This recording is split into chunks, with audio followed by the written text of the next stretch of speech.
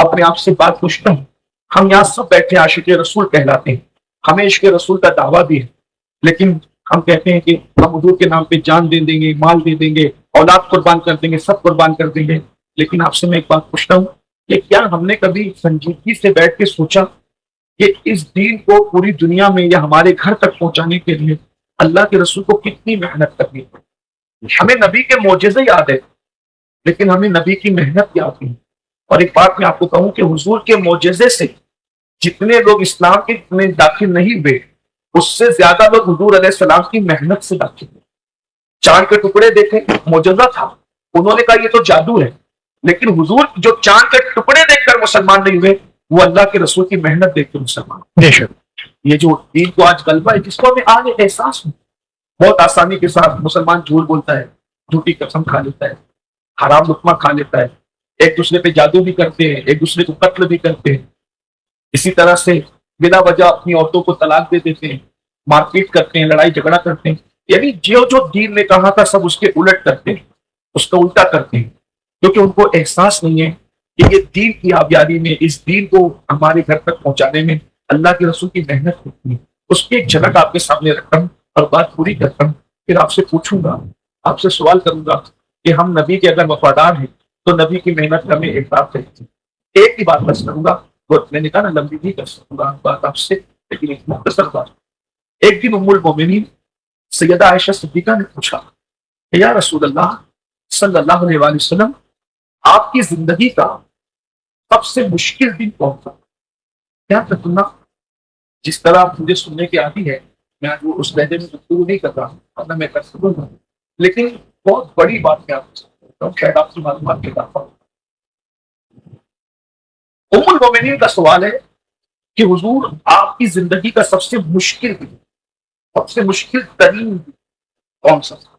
यानी आज की गुफ्तगू को आप उन्वान दे सकते हैं आमद रसूल के मौके पर कि अल्लाह के रसूल की जिंदगी का सबसे मुश्किल तरीन दिन कौन सा था? सबसे मुश्किल दिन, मुश्किल तरीन दिन कौन सा था?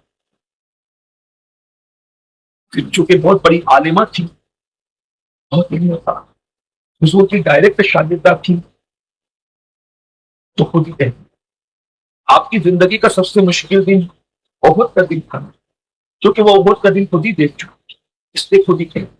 कुछ शागिर्द तो बहुत ज़हीन होते हैं ना, तो कभी कभी उस्ताद के सामने सवाल भी करते हैं और जवाब भी देते होता है, अच्छी बात। आपके यहाँ भी मैंने सुना कि दोपहर में बच्चियों की पुशी की महफिल थी, मुझे भी उसमें शरीक होना था, लेकिन कुछ हल्की सी तबीयत की अलामत की वजह से, मैं बीमार नहीं हूँ लेकिन कुछ ऐसा हो गया था कि तबीयत में कुछ हो गया था, तो मैं अलामत की वजह से ठीक। मैंने माजरत की थी, मौलाना साहब सबसे कहा था मेरी तबीयत इस काबिल नहीं कि मैं जलसे में शरीक हो सकता। ठीक है भाई, कोई बात नहीं, मैं चला जाता हूँ, आप करो, और फिर मैं अभी शाम को शरीक हूँ। तो मुझे बहुत खुशी होती है जब कुछ बच्चियां आलिमा बनती। वजह कि अगर बाप दीन पढ़ा होता है तो किसी मुफक्किर ने कहा था मर्द ने पढ़ा सिर्फ फर्ज में, और औरत ने पढ़ा पूरे माशरे में पढ़ा। बाप पढ़ा लिखा होगा, दीन खानदान तक रहेगा, माँ पढ़ी लिखी होगी, दीन नस्लों में मुंतकिल। ये पढ़ी लिखी माँ की तरबियत का नतीजा था कि किसी ने नेज़े पे कुरान सुना। अगर सैयदा फातिमा ज़हरा जैसी माँ न होती तो आपको कभी नेज़े पे कुरान सुनाने वाला कारी देखने को नहीं मिलता। ये सैयदाए कायनात की तरबियत का नतीजा है कि किसी का बेटा मिंबर पे कुरान सुनाता है, मेहराब में सुनाता है, किसी का बेटा मस्जिद और मदरसे में सुनाता है। जो उस्ताद से पढ़ते हैं वो मस्जिदों के मेहराब पे कुरान सुनाते हैं, और जिसकी माँ फातिमा होती है वो नेज़े पे कुरान सुनाती है। सुभान अल्लाह, नारे तकबीर, नारे रिसालत, नारे रिसालत, अज़मत अहले बैत। सुभान अल्लाह, बना जरूरी है। तो बहरहाल हजरत सैयदा आयशा सिद्दीका का सदका हो, इल्म का सदका हो, बच्चियों को अता फरमाए, अच्छा काम करें। मौलाना वक़ार साहब उसके मुदर्रिस और भी होंगे, मैं सबके नाम नहीं जानता, लेकिन मैं सबको हदिया तबरीक पेश करता हूँ। तो आज हुजूर की सीरत देखता हूँ, सुन लीजिए कि हुजूर अलैहिस्सलाम की जिंदगी का सबसे मुश्किल तरीन, हम लोग भी कहीं इंटरव्यू के लिए जाते हैं तो बहुत सारे جو وہ سوال کرنے والے کہتے ہیں کہ آپ کی زندگی کا کوئی مشکل واقعہ ہے، ہم تو یہ کہتے ہیں کہ ہماری زندگی میں کوئی مشکل آئی نہیں، مشکل کوشاں سے جب سے وابستہ ہوئی کبھی مشکل دیکھی ہی نہیں، اور امید ہے کہ انشاءاللہ نہ ہماری قبر مشکل ہوگی نہ ہمارا حشر مشکل ہوگا، کیونکہ جب سے ملا ہے دامن آل رسول کا بے فکر ہو گیا ہوں شفاعت کی فکر سے۔ سبحان اللہ، واہ واہ واہ واہ۔ جب سے ملا ہے دامن آل رسول کا بے فکر ہو گیا ہوں شفاعت کی فکر سے، تڑپا دیا کسی نے مدینے کے ذکر سے، آزاد ہو گیا ہوں تو عالم کی فکر سے۔ بہرحال تو المؤمنین کچھ نہیں ہے، حضور سب سے مشکل زندگی آپ کی زندگی کا کون سا تھا؟ پھر خود ہی کہتی ہے احد کا دن تھا نا، کیونکہ وہ دیکھ چکی تھی احد میں کیا ہوا تھا، 70 صحابہ ایک ساتھ شہید ہوئے، اور 70 صحابہ میں صحابہ کے ساتھ یہ کیا تھا کہ ان کی ناکیں کاٹ، ان کے کان کاٹ، ان کے ہونٹ کاٹ دیے، ان کی زبانیں کاٹ، کچھ معمولی ظلم نہیں کیا کے بعد، یہ بہت دردناک راستہ ہے۔ اور حضور کے چچا پر تو اتنا غصہ تھا لوگوں کو کہ صرف ہونٹ زبان ناک کاٹ کر ان کو تسلی نہیں کی، تو حضور کے چچا جان سرکار امیر حمزہ کا سینہ بھی چیرا تھا، اور سینہ چیر کر اس میں سے کلیجہ نکالا تھا، اور کلیجہ نکال کر کے کچھ لوگوں نے اس کو چبا چبا کر کے تھوکا۔ ایک عورت نے نگلنے کی کوشش کی، نگل نہ سکی، لیکن چبا چبا کر کے تھوکتی جاتی تھی، انگلیاں کاٹ کر، زبان کاٹ کر، ناک کاٹ کر، کان کاٹ کر اس کو سوئی کے ذریعے سے ڈورے میں پرویا تھا، اور اس کو گلے کا ہار بنا کر مکے کی عورتیں ناچتے ہوئے مکے میں لاتی۔ یہ سب کچھ جنہیں نہیں پتا ہے میں انہیں بتانا چاہتا ہوں۔ آپ کو کیا خبر ہے؟ آپ تو مسلمان ماں باپ کے گھر میں پیدا ہوئے اور خود مسلمان ہیں، کبھی مسلمان کے لیے، مسلمان بننے کے لیے، اسلام کے لیے کبھی ناخن بھی کاٹنا نہیں پڑا۔ آپ نے ناخن شوق سے تو کاٹا ہے، کبھی آپ نے اسلام کے لیے ناخن بھی نہیں کٹایا، کتنا سستے میں ملا ہے۔ لیکن آپ کو یہ پتا ہونا چاہیے کہ نبی کے چچا جان، میں اس کا ذکر نہیں کر سکتا اور کیا کاٹا گیا، اگر آپ تنہائی میں ملے تو میں آپ کو بتاؤں کہ حضرت امیر حمزہ کا اور کیا کیا کاٹا ہے، اور کاٹ کر کے کیا کیا گیا آپ کو نہیں پتا۔ لیکن اتنا تو میں کہہ سکتا ہوں کہ کان ناک کاٹ کر صحابہ کے ناک کان کاٹ کے کاٹ سکتے، اور امیر حمزہ کا تو کلیجہ بھی چبایا، کچا کلیجہ چبا چبا کر تھوکا تھا۔ حضرت امیر حمزہ کی لاش پہچانے نہیں، بچے میں شہید ہوئے تھے، اور پہلی اشراق کا دولہ غسیل الملائکہ حضرت سیدنا حنظلہ رضی اللہ عنہ، ان کی بھی شہادت۔ یعنی سوچو تو صحیح کہ جو تم اور ہم کلمہ پڑھتے ہیں اور اذانیں اور نمازیں سنتے ہیں، تو پہلی رات کی دلہن بھی اس میں بیوہ ہوئی تھی، کتنی عورتوں کا سہا گزرا، کتنے بچے لڑکی ہو گئے، کتنوں کی خوشیوں کا کھیل ہوا، کتنوں کے گھر ویران ہوئے، تب جا کر کہیں اسلام آباد ہوا، بہت محنت۔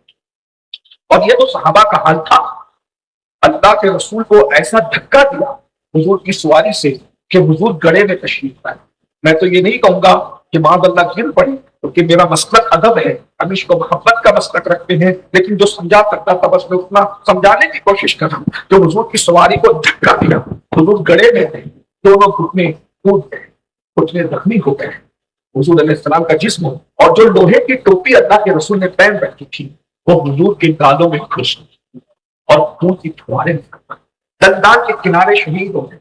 اللہ کے رسول کا اتنا خون نکل گیا کہا کہ اللہ کے رسول علیہ السلام و تسلیم بظاہر بتقاضۂ بشریت چل کر آگے نہ بڑھ سکے، تو صحابہ کو اٹھا کر لے گئے، اور جب اٹھا کے لے گئے تو اب بھی احد کے پہاڑ میں یہ نشانی موجود ہے، جب حضور علیہ السلام اس وقت بستر بھی نہیں تھا مسلمانوں کے پاس کہ زخمی رسول کو بستر پہ لے گئے۔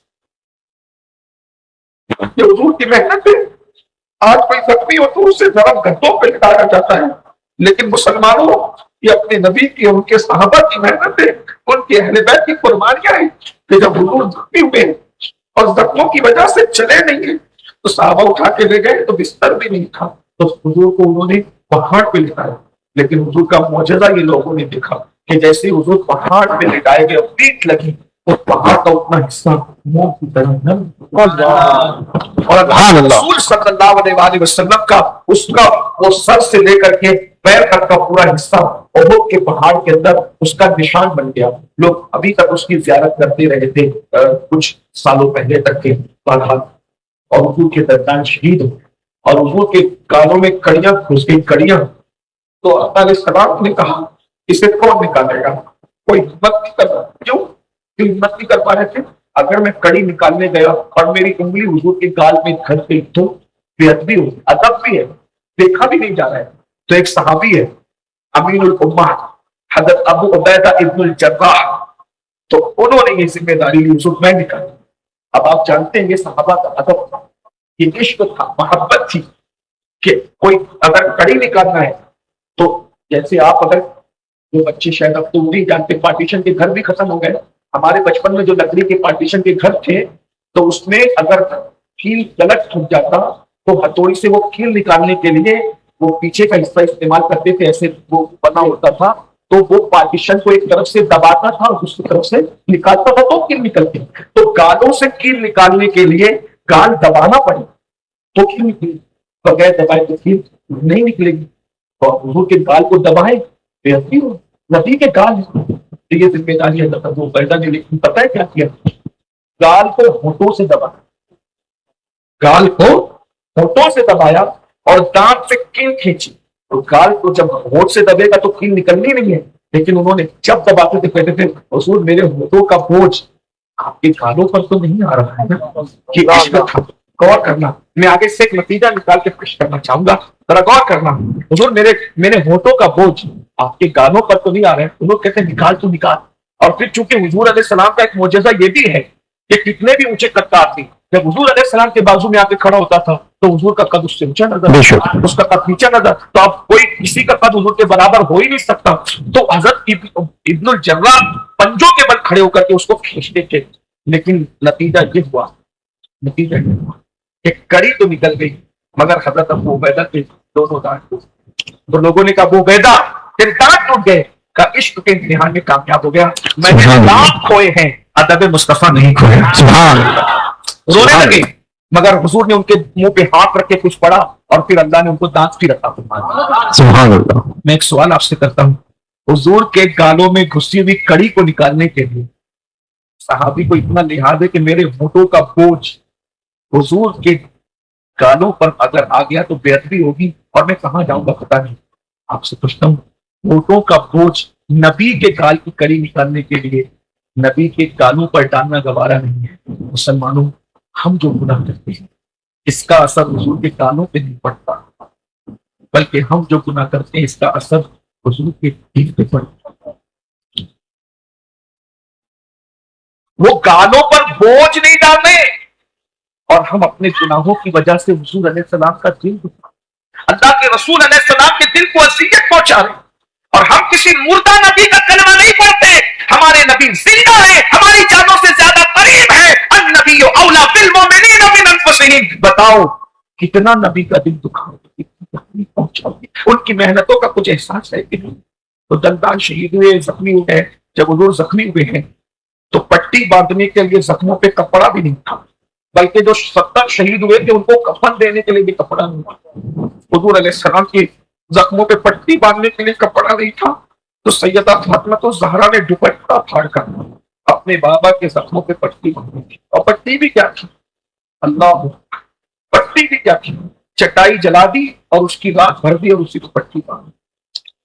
تو یہ تھی احد کی موت.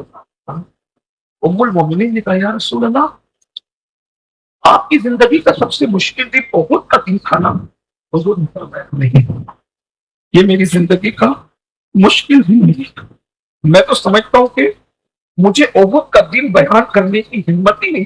ابھی میں نے صرف اشارہ کیا، ورنہ وہ دن اتنا دردناک دن ہے. جب بھی احد کا دن یا اس کی جنگ میں بیان کرتا ہوں تو میرا پورا وجود ایسا لگتا ہے کہ بھی لرزنے لگے، کیونکہ وہ دن ہی ہے. حضور علیہ السلام نے کہا نا کہ شہیدوں کی لاشیں جمع کرو، تو حضرت امیر حمزہ کی لاش ملتی نہیں کیونکہ وہ پہچان میں نہیں آتی. یہ حال اللہ کے رسول اتنا روئے ہیں حضرت امیر حمزہ کی لاش دیکھ کر کہ حضور علیہ السلام کی داڑھی بھیگ گئی. بہت داستان لمبی ہے، मगर ये दिन भी उम्मुल मोमिनीन ने जब कहा कि यही दिन सबसे मुश्किल था, कहा नहीं आयशा, ये दिन मेरी जिंदगी का सबसे मुश्किल दिन नहीं था, इससे भी एक मुश्किल दिन मैंने देखा है। तो फिर पूछा कि हुजूर वो कौन सा दिन था? तो हुजूर फरमाते हैं वो दिन ताइफ का दिन था। अल्लाहु अकबर। अब उसको सुन लो,